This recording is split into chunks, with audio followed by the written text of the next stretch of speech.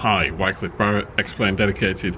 I don't feel so good today, but even so, I'm going to do a rough and ready review, first impressions of XPlane 11. November 1 East Tower Bravo Bravo, good afternoon to you. Report your altitude? 2,000 feet. So straight away, what I'm going to say is this. I think XPlane 11 is amazing, okay? I've had it a couple of days now on the press release beta, like lots and lots of other people. So the video that I'm going to show you is really rough and ready.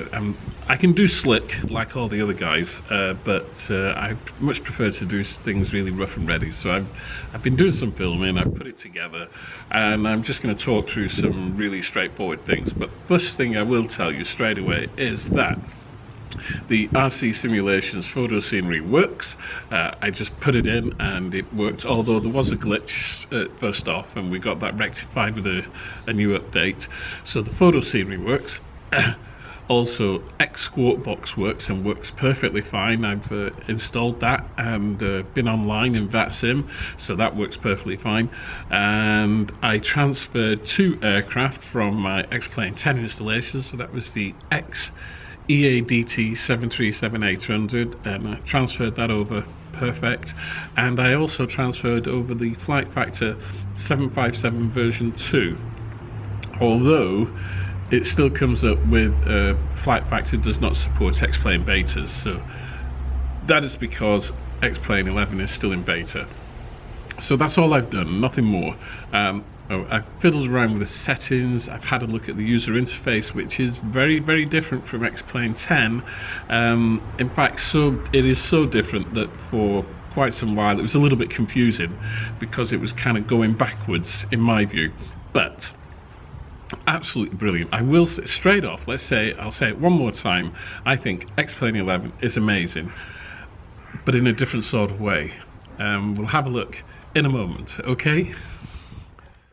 So here we are. This is the main splash screen of XPlane 11, and you can see the menu bars on the left hand side there. You've got settings, flight school, etc. We'll go into settings first because, as you can see, it's rather large, and you've got a general tab here which has language, flight model, data, etc. Then we have sound, so it's all the different sound components within XPlane 11 that you can adjust, such as aircraft sounds, internal, external, radios, etc.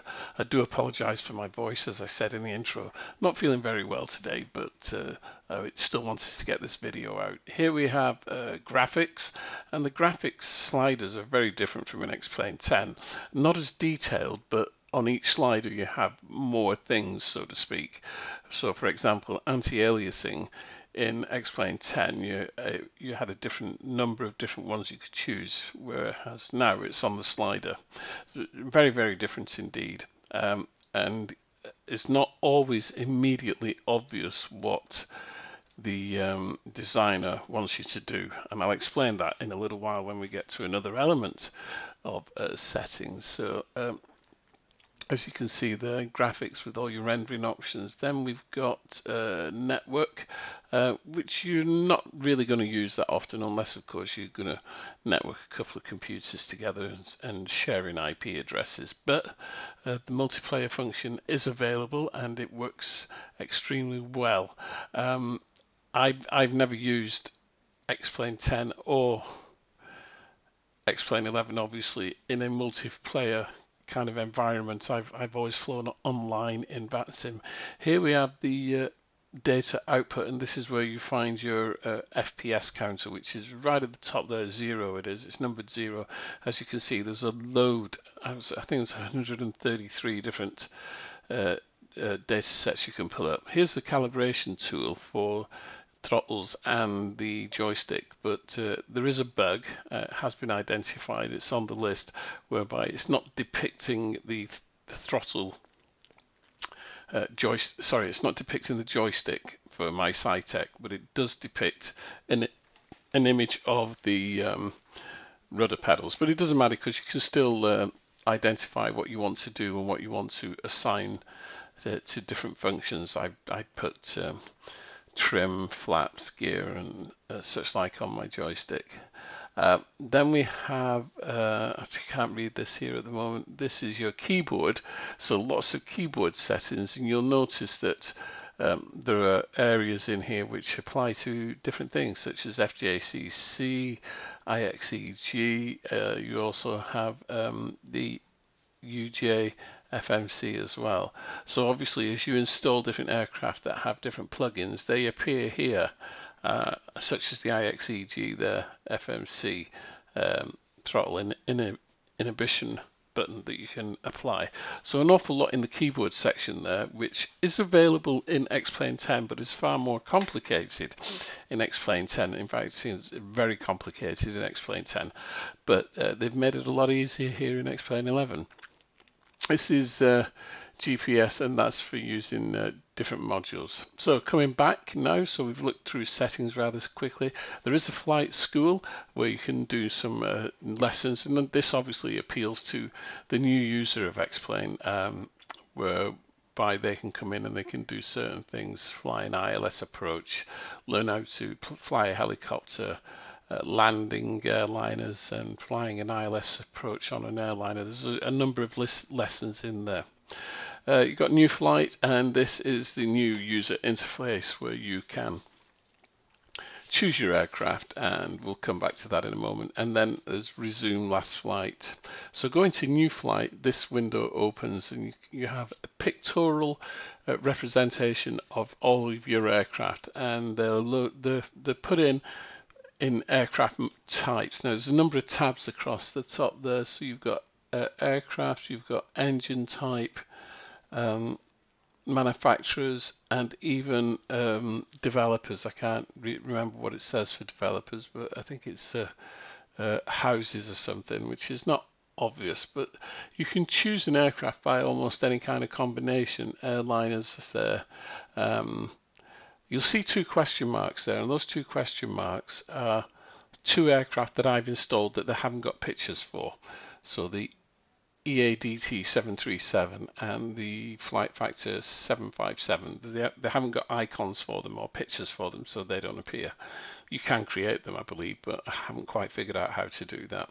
So you can choose aircraft from all manner of different ways. You can choose aircraft by engine size, by house, all sorts of ways. You can drill right down into the aircraft that you want. So I like that. They make that an awful lot easier than previous in XPlane 10, and so much so that it beggars belief.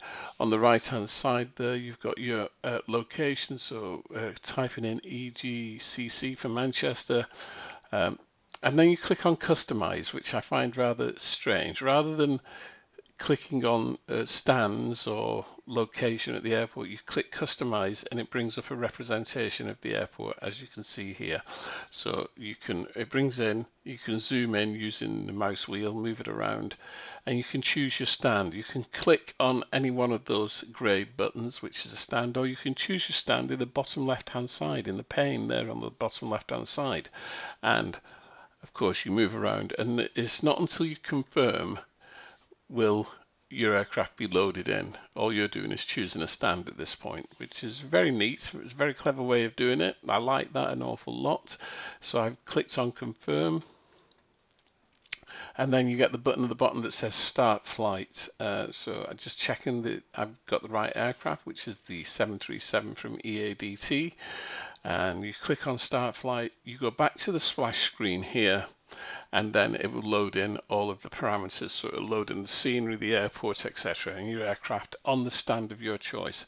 So this is the EADT 737, I think. No, sorry, I tell a lie. This is the default 737 in XPlane 11. Yes, this is the default one, which is fairly impressive. I think it's the default one.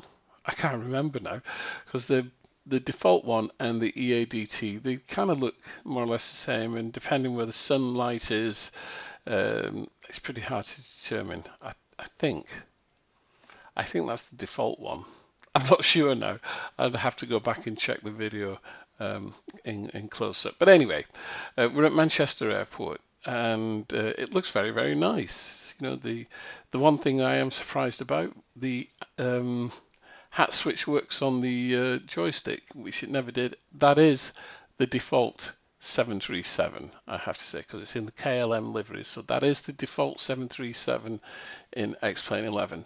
So I'm just panning out here at Manchester Airport, and one of the things that has come up in discussion almost immediately amongst beta testers is the haze, the distance there. Now, to me, it seems like a little bit overdone. But I've spoken to a couple of people. I've spoken to a real-world pilot as well, a friend of mine, and he said, well, that's probably kind of what you see. Although I still think it's slightly overdone.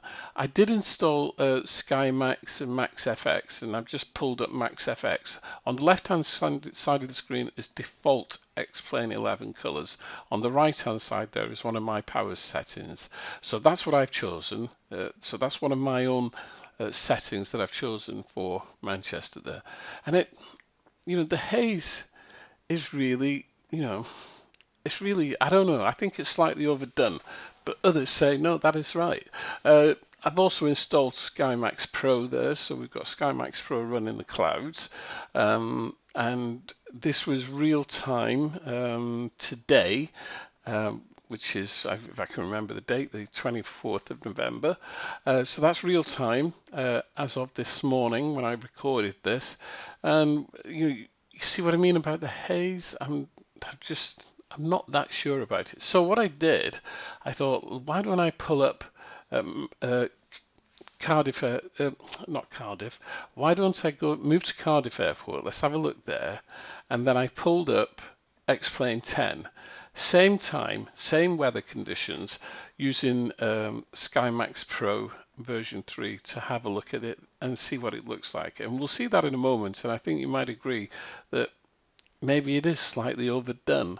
I'm still not too sure, but it does look, even though it's kind of overdone, it looks fantastic and is butter smooth. Not forgetting, of course, that my machine is a high-end machine.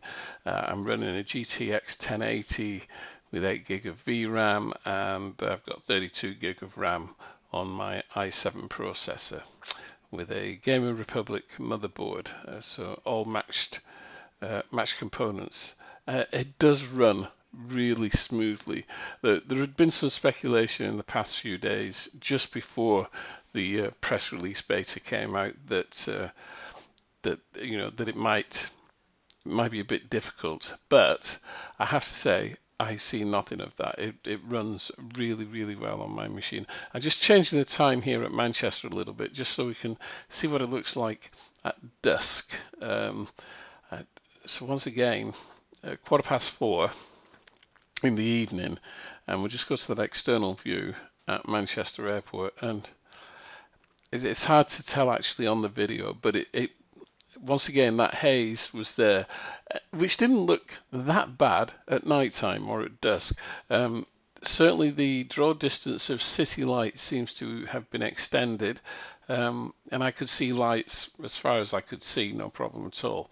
Someone said to me late yesterday on XPlane Dedicated Facebook's page that was the haze in there to produce a better frame rate. Well, I have to say, I've tried XPlane 11 at a number of different settings.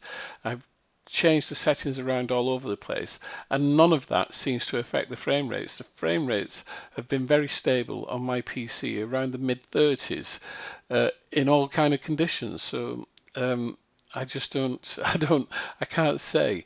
Of course, we no longer have HDR. It's PBR, which is particle-based rendering, which is slightly different, and that gives us our reflective surfaces. Although at the moment, I'm not quite sure whether the reflective surfaces are working. This is, of course, a pre-release beta. In fact, this is a press release beta, so a very early beta. I was talking to another tester yesterday, and he had a copy of this 3 weeks ago, and it was way different from what we've got now. Is it ready for release to the public? I do not think so. I suspect that there's still quite a few things to do. Right, here we go. Picture in picture. So the large picture is X-Plane 11 at Cardiff Airport, real time, and the picture in picture is Cardiff Airport in X-Plane 10. And you see what I mean about the haze difference? And this is real time. This was both filmed at the same parameters, same time, same weather conditions. I'm going to show you Cardiff Airport in full size in X-Plane 10. There we go. And I always kind of liked that. I thought it was great. And using RTH here, I could change certain parameters around, make it darker, lighter, whatever, and put the blue haze on if I so wished. But I kind of think I like X-Plane 11 a lot better already, even though I think that haze is overdone. I suppose what we really need to find out is, what does it fly like? So let's jump into the Cessna.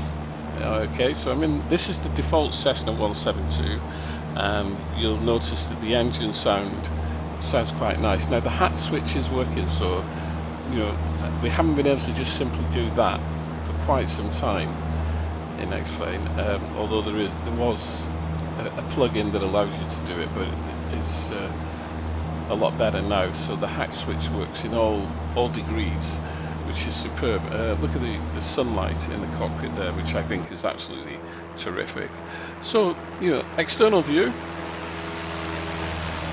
sounds nice, looks nice, runs smoothly, and looking out of the cockpit window now, I will have to say that on the occasions that I've been flying, and I've been flying with Bob Sidwick in his Tomahawk, it kind of looks very much like that. Even we went flying last June from Kemble down to Dunkeswell, and it looked very much like that. It was a bright day for flying. It was lovely, but it did look very much like that. You may have noticed some kind of weird glitch there on those 3 clocks next to the radio stack. That is obviously a bug. I've just pulled up the map by pressing the M key, and you'll see that there's a profile also at the bottom there, which shows you your profile on an ILS approach, which is quite handy. There's a couple of bugs with that, but the map itself is perfect. It works perfectly well, and you've got VFR sectional, you've got IFR routes high and IFR routes low as well. So that is really handy, and you can pop it out. So if you click in the top right hand corner of that map, you can move it onto another monitor, quite literally just by clicking on it and dragging it over to another monitor.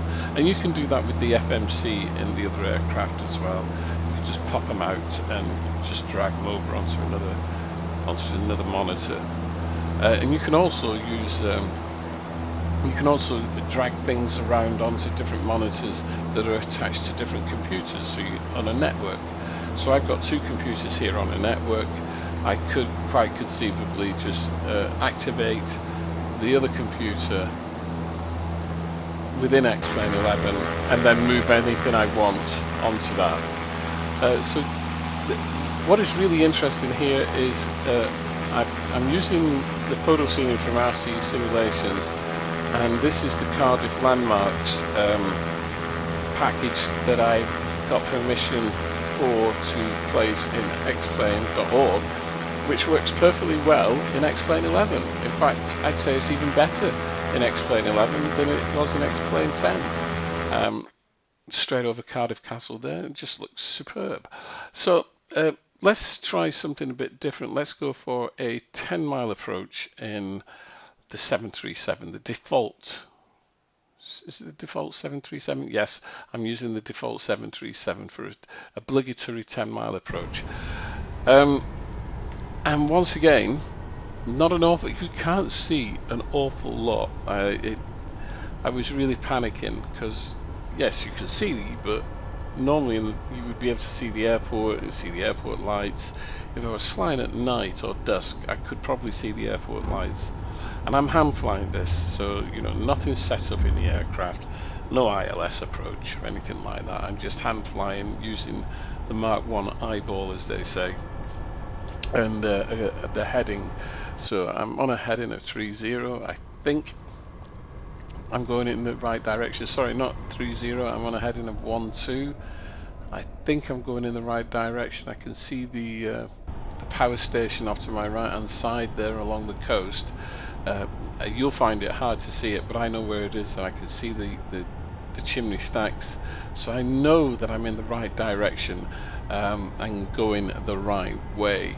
Even so, it is really difficult to spot the airport, really difficult, even though I know that I'm in the right direction and I'm in approximately somewhere there. So there's the first impressions of X-Plane 11. I have to say, I think it is pretty amazing. There is a way to go yet with certain things. There's the power station just there above the vertical speed indicator. Yeah, I think there's a ways to go yet. There are a number of bugs that have been identified that we're all identifying very quickly. It is superb. It handles beautifully. The flight dynamics of the aircraft feel different, so probably a little bit better.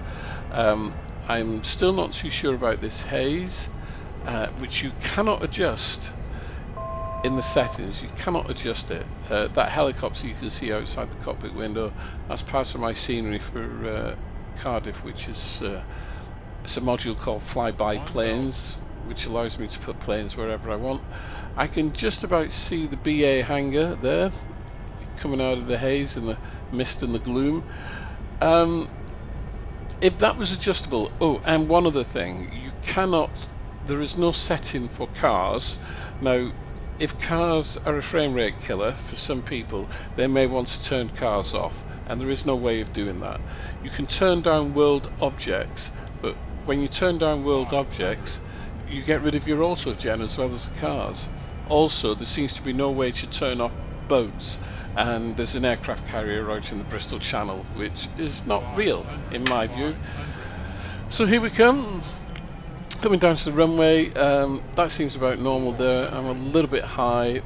Oh, and the other thing, the big thing, contours on runways now works, and works very, very well. Sync rate. So here we come, runway 12, just coming up to the hump, as they say, and touchdown. They've still got that horrible noise. My name is Wycliffe Barrett. This is X-Plane Dedicated with first impressions of X-Plane 11. Yeah.